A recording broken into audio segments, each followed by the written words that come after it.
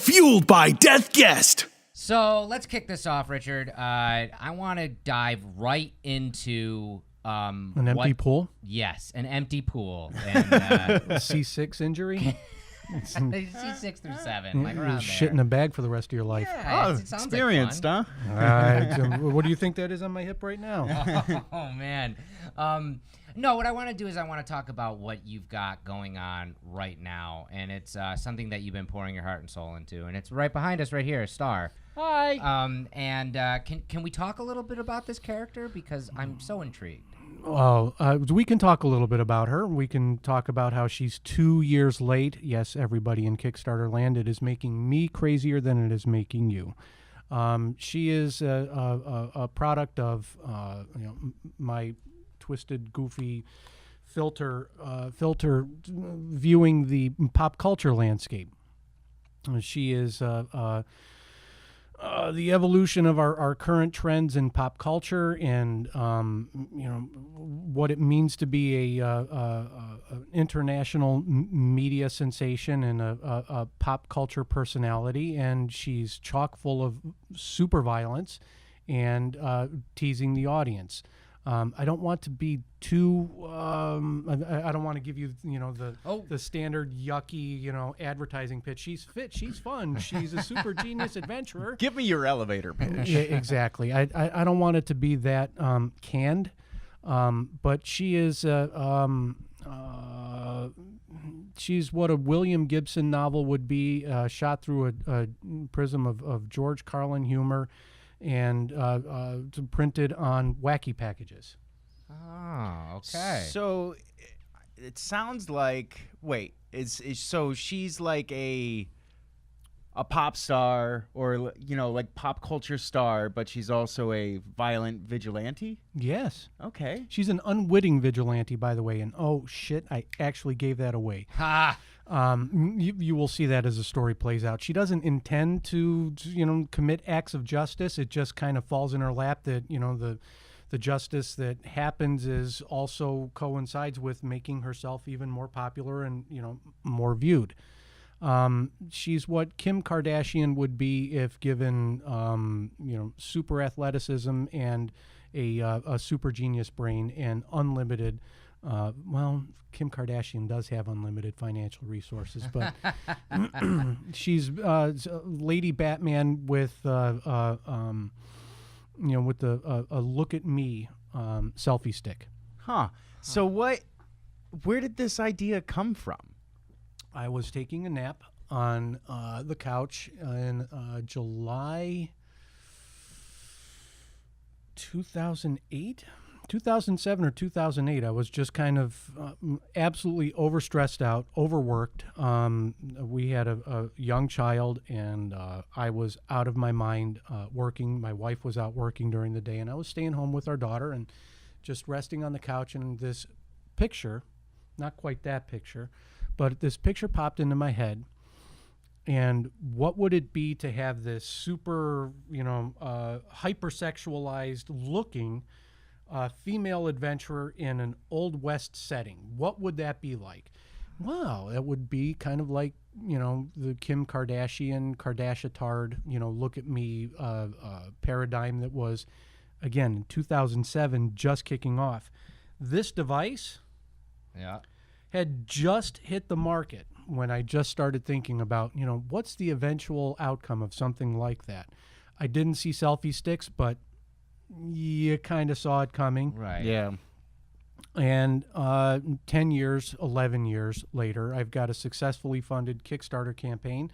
And at the end of this calendar year, she will be in people's hands and hopefully on store shelves.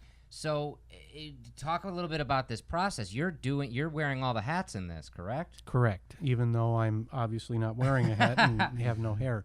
So when you attack a creative process like this, are you looking at it from a script perspective? Are you looking at it from an artist perspective? Are you constantly warring between the two? Like, I see it. I see that all of a piece. I see a completed product.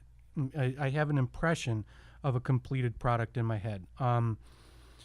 I did well enough in school from English classes perspective. I was one of those kids who was okay at school. So I wrote well mechanically, but that doesn't necessarily immediately translate into being a good writer of stories and prose. So from, this general impression that I had of this completed piece, I had some holes that needed filling in my abilities. So went back to a virtual school for, filling in some of the gaps I had about how to write effective prose, how to craft a story, soup to nuts. I remembered all the basics because, again, we all got the same thing in school. Right. Yeah. It was either a 3-act or it was a 5-part, introduction, rising action,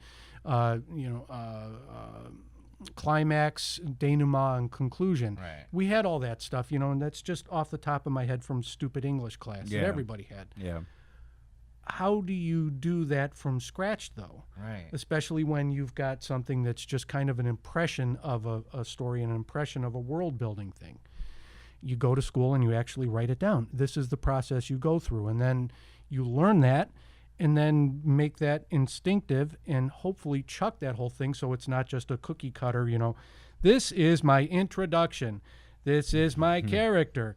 This is my character doing things. Right. This is the exciting climax, and this is how we outro. You hope that it's not that codified. Right.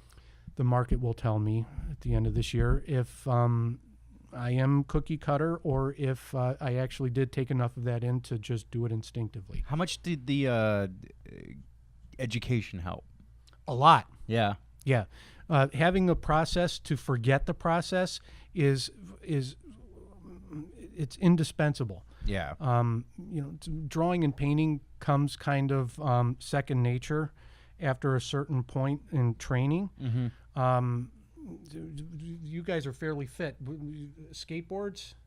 Me? Skateboards? I used to skateboard when I was a kid. Yeah. Okay, you would go and you would learn, the mechanics of being on a board, and you would learn the balance and all this and all that. Then the next thing you know, you're not even thinking about it. Right. You've ridden a bicycle. Yeah. Yeah, same You're thing. not thinking about, this foot and that foot. You're just like, oh, yeah, I learned the mechanics, and so I can go and do this, and I can actually turn and hit the brakes and all that.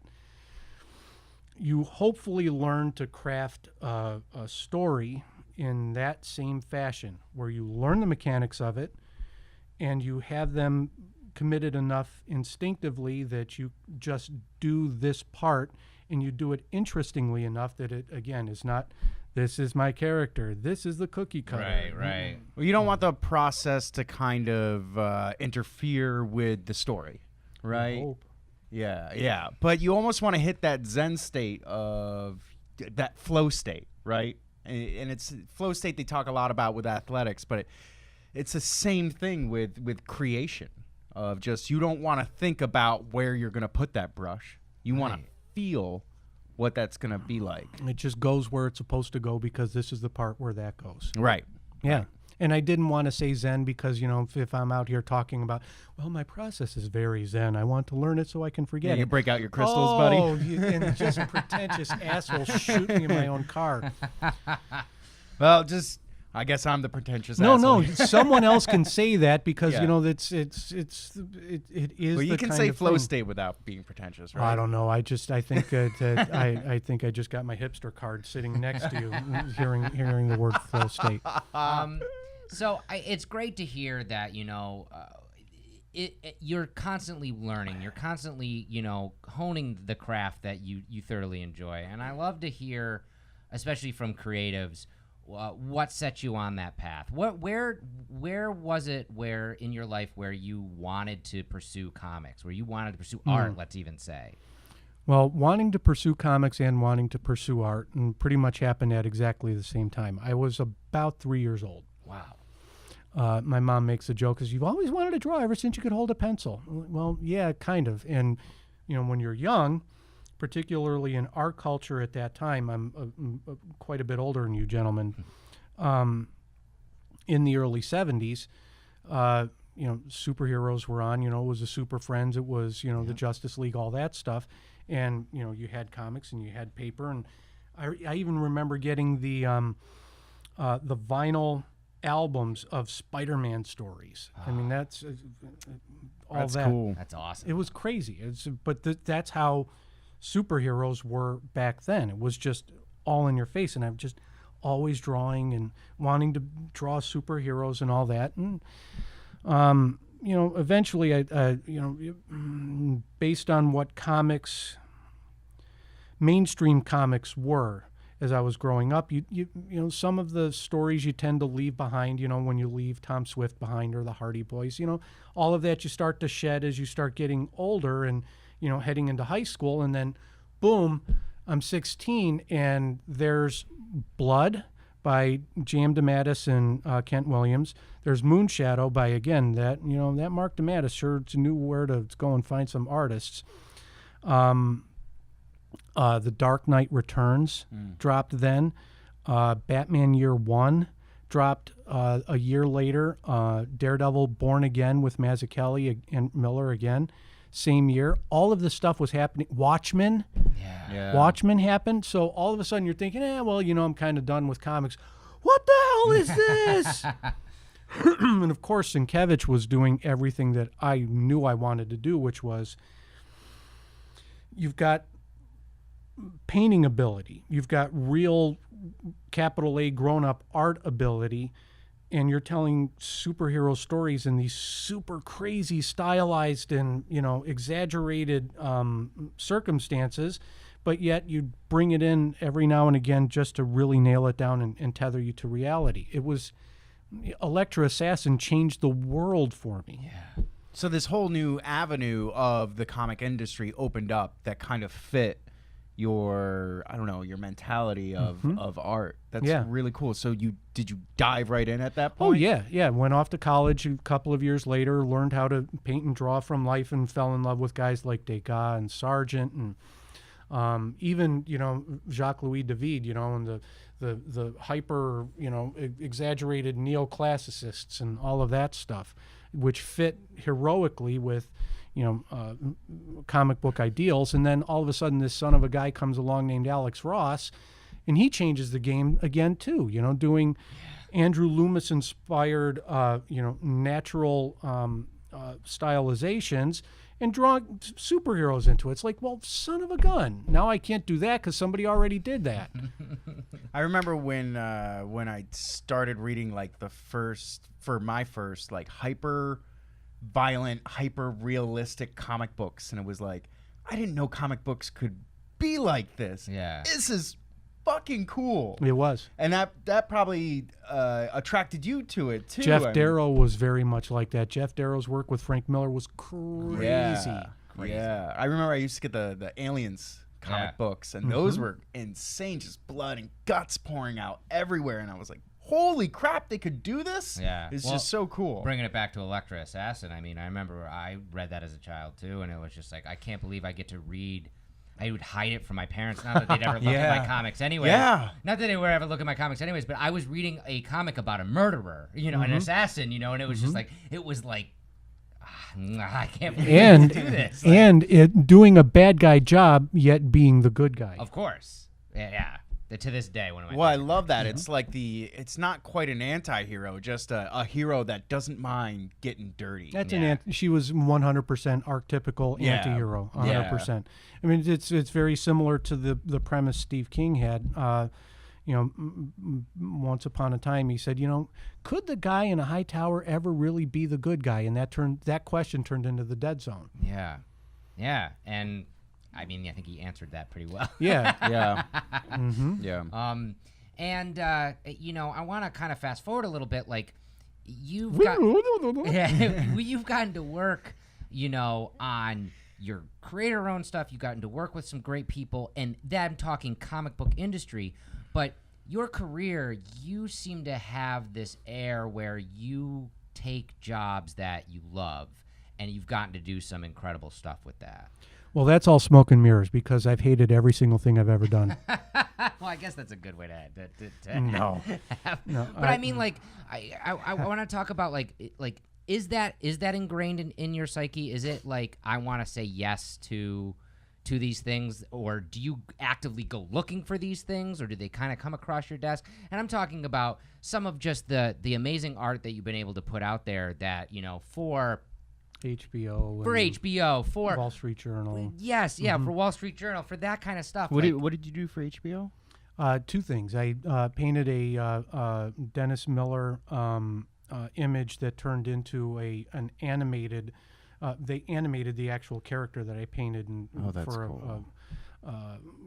With his voice, and it became a promotional commercial for one of his stand-up specials. And then back in 2001, I might even have that in here somewhere. I painted a caricature of one of my biggest heroes of all time, George Carlin. Yeah, I love that, and I'm gonna so sync cool. that into this show so everybody can see that. Yeah. Okay, cool. Then I won't look for it here because it'll look like shit on this. But his 2001 HBO special was called Complaints and Grievances. Yep.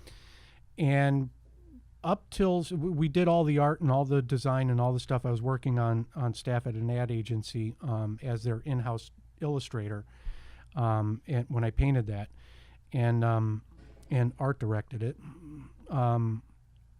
Up until we finished the entire campaign in July for a show that aired in November. Mm-hmm. And until September 10th, 2001, that show was intended to be called, and we had posters printed, all of this. It was intended to be called, I Kind of Like It When a Lot of People Die. So Carlin. And then September 11th, 2001 happens. And, maybe we're going to change the title of that special. Wow, it almost seems like it was obviously directed at it, but it just had nothing to do with it. It's just George. I mean, like that. I can hear him in my head doing that bit. Yeah. Like, I kind of like it when a lot of people die. Like, I kind of like it when a lot of people die. That entire chunk of his special changed right that day. Ugh. He was touring that. It was the central thesis of the show that became Complaints and Grievances. Right. And he had to shift gears and fill some new stuff in. Oh man, I kind of like it when a lot of people die. crazy. Yeah. So you didn't have to change your work for that, did you? No. Yeah. We just swapped title treatments out. Yeah. But to get back, I'm sorry, I kind of went far afield. Oh, that's great. Jobs tend to find me by and large. I advertised my illustration stuff to the broad world, editorial, advertising, book, and etc. So, in a way, jobs find me because I kind of sowed some seeds. Mm-hmm. In comics, a lot of jobs found me by way of having friends, pals with a mutual friend of ours, Ron Mars. Mm-hmm. Very good friends with Derek Robertson, and I've done a ton of work with Derek just because, we're buddies and our sensibilities line up together. I love the work you've done with Derek. Thank you. It's some of the best stuff out there. Find that work, everybody. I'll put that in here too. Yeah, we did the first 5 issues of Harbinger Renegades for Valiant. We did a lot of Batman stuff together for DC. Oh yeah. Felicia Day's The Guild, the one-shot Vork for that character. That was fun. That was our first job together, actually. And I, chipped in on some of the boys, credited and uncredited, where he needed help. And, just I colored Happy. Duh. Yeah. I was going to say, I was waiting for you to bring that up, which is now a critically acclaimed television show out there. A Banana Pants Yes. television show. I like that. I think they should put that on the tagline. It's Banana Pants. Well, they can't have it because she gets that. Oh, okay. I love it. At one point, she will walk out wearing banana pants. I don't know what banana pants are. You wait. You will find out. Oh, you'll find out. Hey, Siri. What are banana pants? They are trademark and copyright Richard P. Clark. Oh, yeah, right? 2018, all rights reserved. Oh, Take a She look. wants me to read. yeah, we ain't reading about that. Well, I think that's a good. I talk to a lot of creative people on this show, especially, and I think that's a good outlook to have. Is like you're not obviously you want the work. Obviously you're looking for work, but you're not out there beating down the doors and being a door-to-door salesman with yourself. You're putting yourself out there, but you're hoping that the jobs are coming to you. You hope. That's right. You sow some seeds. You sow the fields and all of that, and hoping that some of that stuff comes back. I mean, I've literally had 10-year-old postcards generate new jobs. Because an art director just went and posted it up in his or her cubicle, and it just sat there and, oh, you know what? Finally, a job for that postcard. Right. So that happens, but I might be a little more successful if, I was out there pounding the pavement to get one specific type of thing. The other drawback is that I do a lot of different things. Right. So you've got the George Carlin caricature where his head's all, big and expanded, and he's red and he's angry and he's pointing and all that. And then you've got her, which is, still exaggerated, but, a very, very different sensibility. Yeah. Currently, I'm working on an institutional job that is all photo retouch, photo illustration, graphs, charts, information architecture. And consulting on how best to tell a story through charts and graphs and data maps. So part of my thing is that if a job comes my way, I will find a product that fits your needs. I think that's rare in this industry because so many people are like, especially let's talk comic book industry. So many people go into this industry being like, I want to write for Batman or I want to draw Wolverine, and I'm going to tailor my career to work for Marvel or that's where I'm going to get pigeonholed. And I think but if you miss the mark, you're totally unemployed at that point. I think it's refreshing that you're like, I can be the peg that can fit whatever hole you're going to give me. Do you think being that what's the word? I don't know. I'm just going to versatile? Versatile. That's exactly the word I was looking for. Do you think being that versatile lends itself to be creative? I don't know. What do I want to say? Like, does doing realistic art help you be more creative doing comic book art? Yes. And vice versa. Mm-hmm. Very much. There are pros and cons to having a broad base. On the one hand, having a design sensibility and a design background, I can actually pull up printed materials and say, well, I actually rebranded all of AA World Services pamphlet line, and this is my bona fide. It's actually in print. Was paid to do it. When I criticize how something looks in a layout. Oh, I didn't know you did that. Well, I did. And that's why, I'm not speaking out of, just some kind of academic bullshit nonsense. It actually is experience. On the other hand, the drawback to that is that there are designers who do nothing but that kind of extraordinarily high-end design. They're specialists. They're going to be excellent. Yeah. One of my big heroes, a personal friend, Nate Picos of Blambot. Extraordinary designer. Go to blambot.com, blambot.com. He's an amazing designer and an amazing letterer.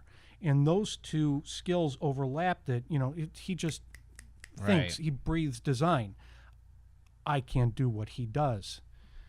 I can do, up to a certain point and get you to a good plateau if you need a B-level job in design. If you need an A-level job in illustration, that's something that I'm more tailored towards. Right. But would I be a better specific type of illustrator if I had done nothing but that? Perhaps. But I also would have had fewer jobs. Yeah. So you're kind of like the Swiss Army knife of artists. Dude. The Leatherman. Exactly. And it's on my hip because... Like, you're not going to use that for self-defense, but you can cut something. Yeah. Yes. Or I can cut a person, and just, hey, hold on a minute while I actually, find the one find that that does knife. it. Hold on. It's Exactly. in here somewhere. Yeah. Speaking of a lot of the jobs that you've done, one that I really wanted to bring up because I know a lot of our fan base are fans. You What probably did know I where do? I'm going to go. I don't. It's the work that you did with Corey. For those of you who don't know, Richard and Corey Taylor from Slipknot did a book together. And this is what's interesting about the world that we live in now where, and I'm sure we can all attest to this, when we were young, we would get made fun of for liking comic books and being, into that industry. And now it seems everybody wants to be a part of the comic book industry. The modern day comic book nerds gripe. And you never think that, Corey Taylor, the singer of this incredibly intense metal band, Slipknot, would also want to do a comic book. And then comic book, do a whole series. House of Golden Bones, which is incredible. I'll put that up here as well. And I wanted find you the selfie at some point. I wanted you to talk a little bit about how that came to be. How did you get blind anus bullshit luck? Yeah?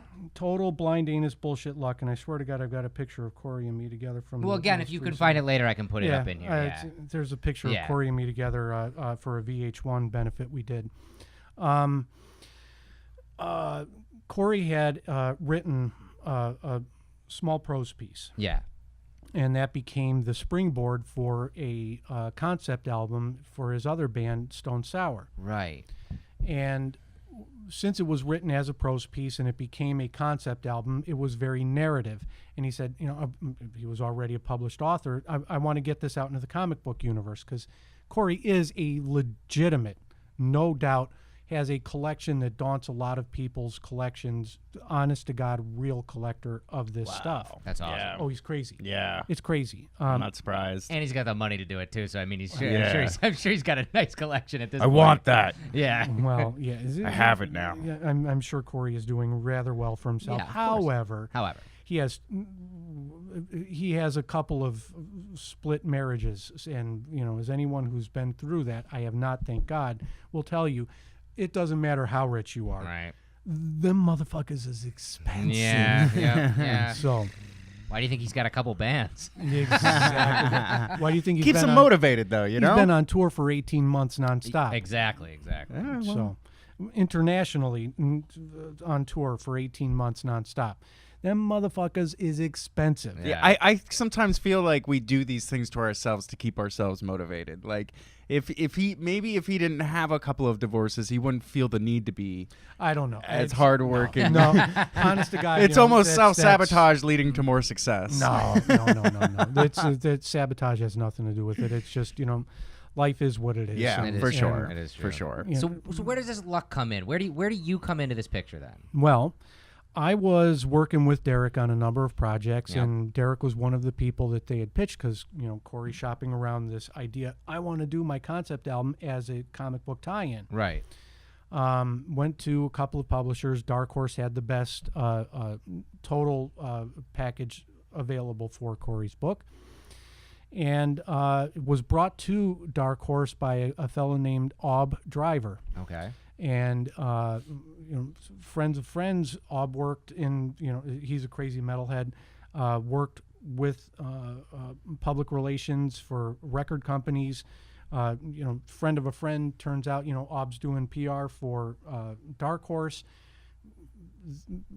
Just friends of a friend's connections get made, networking. And Derek was one of the guys that they wanted to consider for, this project. And Derek's, well, I'm actually a little busy with this, but, my friend Rich, he's actually quite good. And, here's the collection of his stuff. I was one of 10 people that they pitched to Corey when Derek couldn't take the job. And Corey's just that guy right there. Wow. Oh, that's too That's cool. so I cool. just, What do you think it was that attracted him to your work? I know the specific pieces. It was a pitch and presentation advertising stuff I did for Fringe. Oh, And there were a few cool. drawings and renderings I had done, and he said, the guy who did that, that's the guy. And we became co-workers, we became friends. We've done a few projects together since, including a charity project for VH1's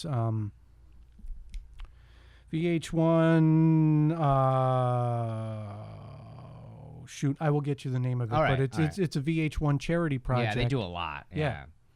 So their foundation had a big auction thing, and Corey brought me on to customize a Gibson Les Paul. Wow. I mean, Corey Taylor style. So Oh, that's too cool. he's a really, really, really great guy. He's an even better guy than he is a successful, internationally acclaimed rock He star. seems like it, which is surprising because he's usually dudes that successful don't need to be nice, you know. And he seems like a really cool guy. So, do you go to Slipknot shows now when they come around?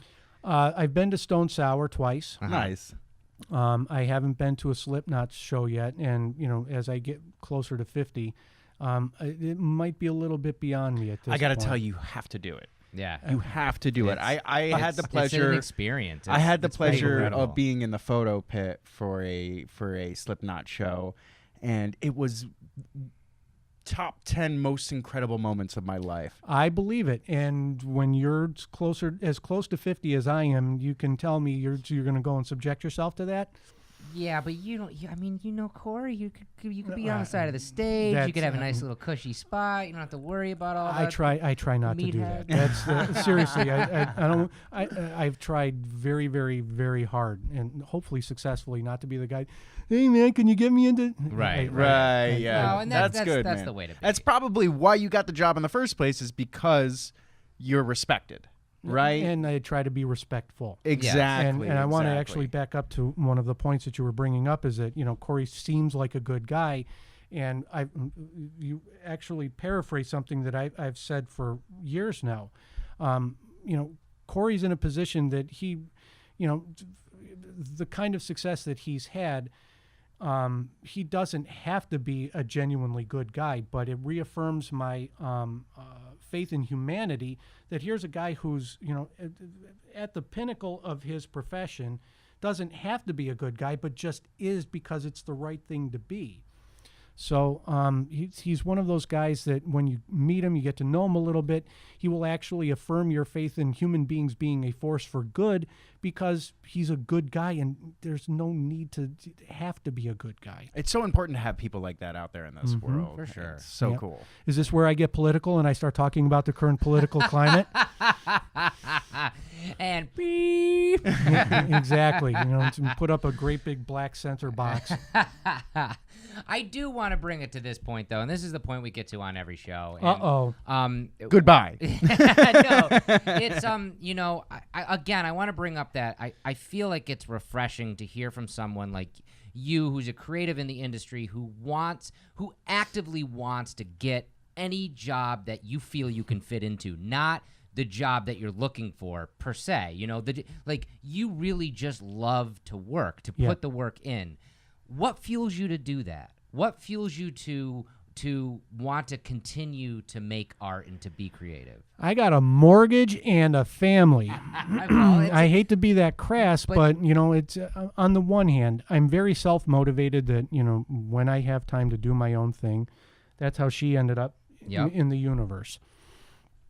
For me, the idea of retirement is not having to take jobs. I will die with a paintbrush in my hand in all likelihood, unless I'm killed driving down the road somehow. Well, just I keep really doubt paintbrushing that- in your steering wheel. do that. There you Yeah, go. I hope not to do that, but Yeah. the universe is fractal; it's not binary. That's true. I digress.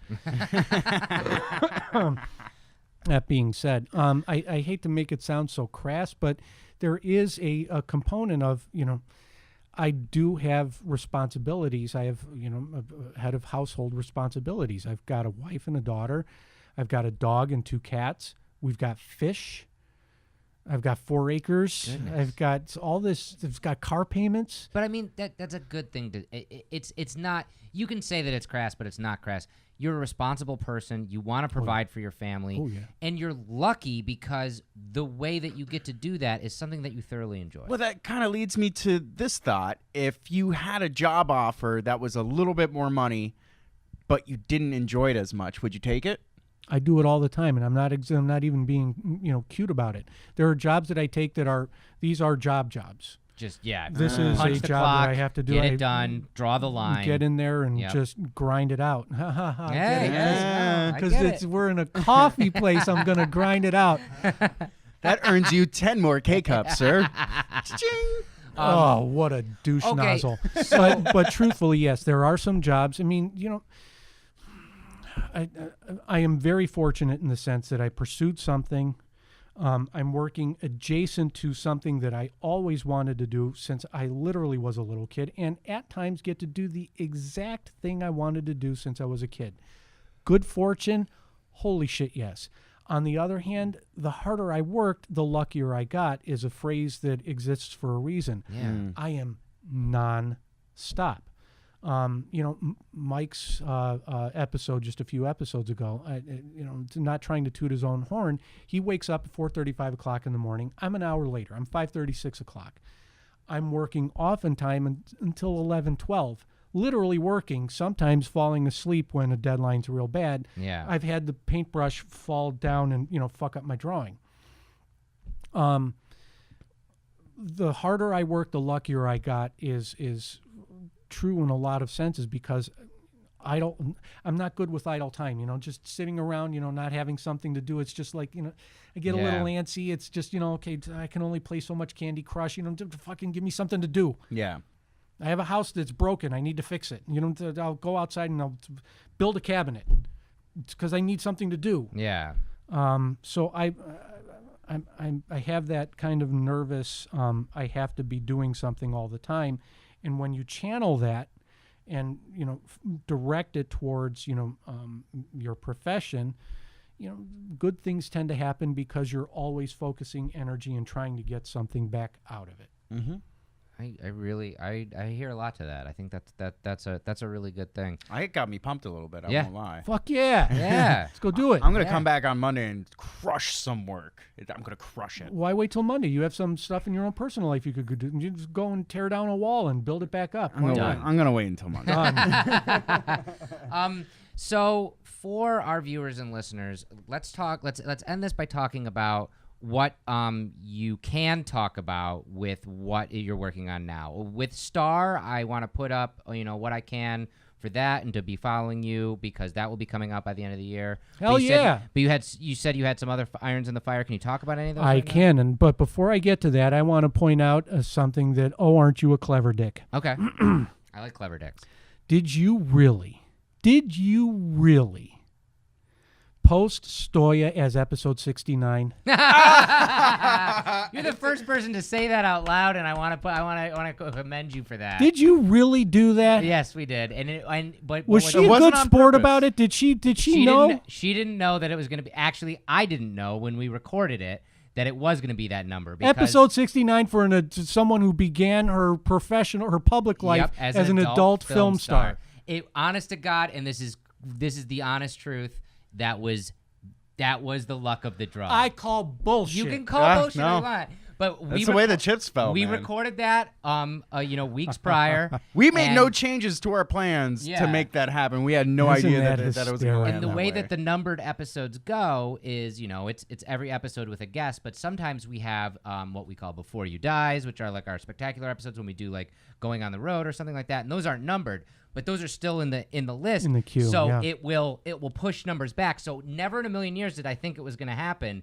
And when we premiered it that week, the whole office applauded. When we premiered it that week, they're like, "Great job!" I was like, "I didn't do it on purpose." So they did say that, and I'm the first person to point You're it out. You're the first person to point that out. Yeah. That's excellent. I'm so glad. I'm so glad that happened. That's so good.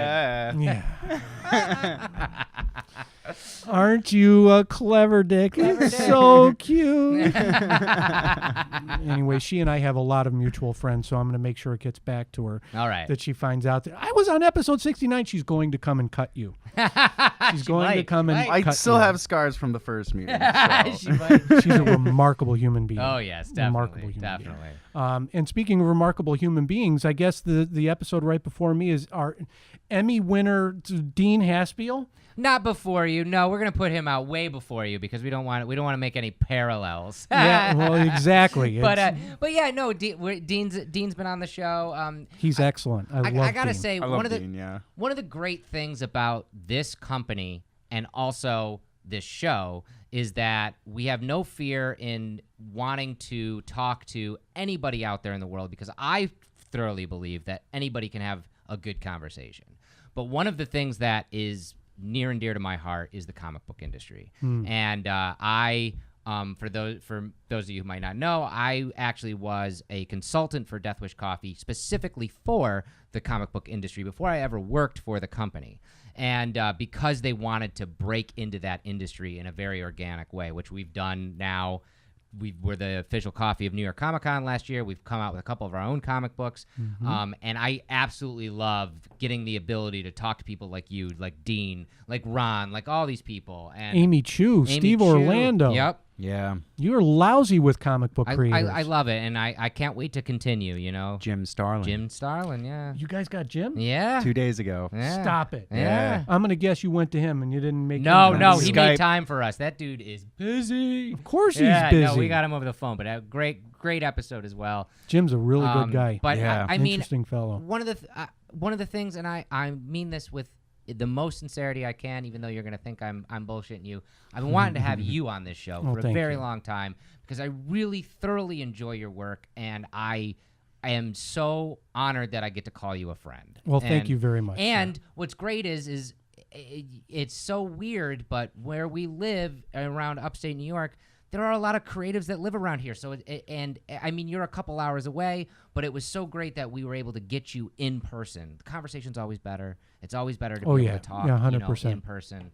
And I just, And I'm entertaining as fuck. yeah, hell yeah, hell yeah. Oh, yeah. We did get derailed though. I want to talk about what you're working on now. What am I working on? Yeah. Dun, da, da. Besides being entertaining. Oh, that's always the first order of business.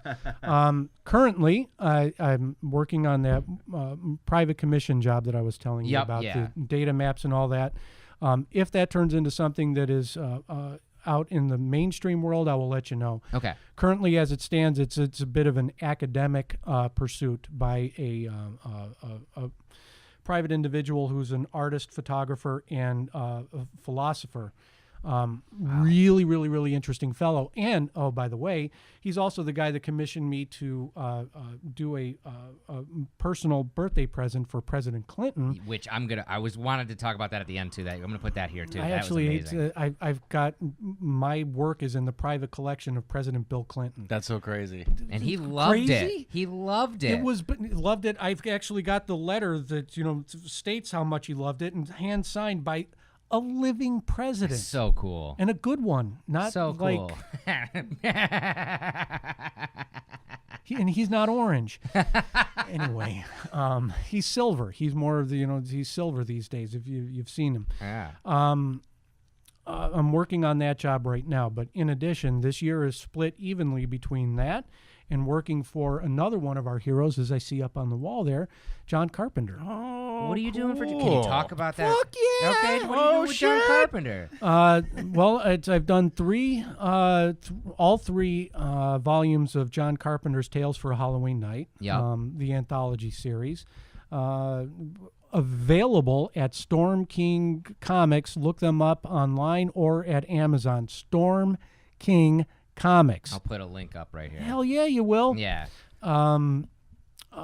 His wife owns his production company, Storm King Productions, and they have their own comic book imprint, and it's stuff that is either written by or licensed by or in the same vein as John Carpenter's work.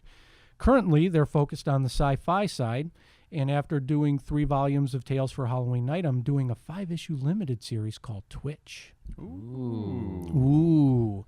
And that's going to come out at the end of the year. Same time Star's going to come out at the end of this year. And this 5-issue limited series is written by Dwayne Swierczynski. And he's an extraordinary writer, a very good friend. And there's a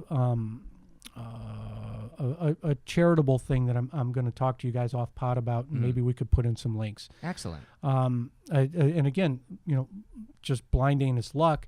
I worked with Dwayne on an anthology horror series, and he got contacted by Sandy to be part of Halloween Night, and 3 Halloween Nights and a 5-issue limited series, and I'm friends with Sandy King Carpenter. Crazy. It's crazy. So I'm working on that.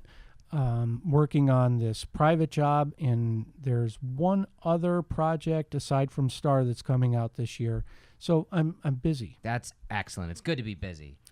It beats the alternative. And agreed. For fans of our show and fans of you, I have fans? Yes, of course you do. 2 of them right here, buddy. Yeah. Okay, that makes sense. What's the best way to find out what you're doing, to follow you? Follow me on Twitter. Excellent. I'll put your Yep, link Zippy in here, Rich. too. That's Yep. ZIPYRICH. Excellent. Because someone had the double P, Zippy Rich. I like one follower following 10 with the little egg, and I can't get it. But anyway. It's all right. It's all right. Well, Go to zippystudio.com. That's ZIPPY studio.com. It's got my Facebook and Twitter links. Or you just go to Twitter, because I'm always railing about some nonsense and occasionally posting pictures. Very, very entertaining. Richard, I cannot thank you enough for joining us on the show today. I cannot thank you both enough for inviting me. This was a hell of a good fun. Hell yeah. Cheers, brother. This has been Fueled by Deathcast, a Death Wish Coffee Company podcast production. Thanks for listening.